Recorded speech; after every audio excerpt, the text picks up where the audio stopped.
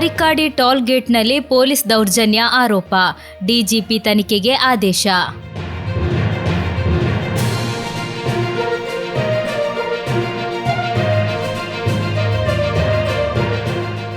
Arikady toll gate ರದ್ದುಗೊಳಿಸುವಂತೆ ಕೇಂದ್ರ ಸರ್ಕಾರ ಆದೇಶ ಹೊರಡಿಸುತ್ತಿದ್ದಂತೆ ಟೋಲ್ ಪ್ಲಾಜಾದಲ್ಲಿ ನಡೆದ ಪೊಲೀಸ್ ದೌರ್ಜನ್ಯ ಆರೋಪಗಳು ಚರ್ಚೆಗೆ ಗ್ರಾಸವಾಗಿದೆ.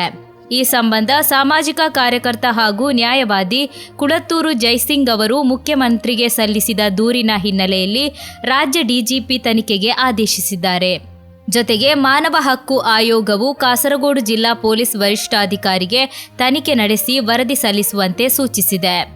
ಟೋಲ್ ಪ್ಲಾಜಾದಲ್ಲಿ ಬೋವಿಖಾನ ಆಲೂರು ನಿವಾಸಿಯೊಬ್ಬರನ್ನು ಪೊಲೀಸರು ಕಾರಿನಿಂದ ಬಲವಂತವಾಗಿ ಎಳೆದೊಯ್ಯುವ ದೃಶ್ಯ ಸಾಮಾಜಿಕ ಜಾಲತಾಣಗಳಲ್ಲಿ ವೈರಲ್ ಆಗಿತ್ತು.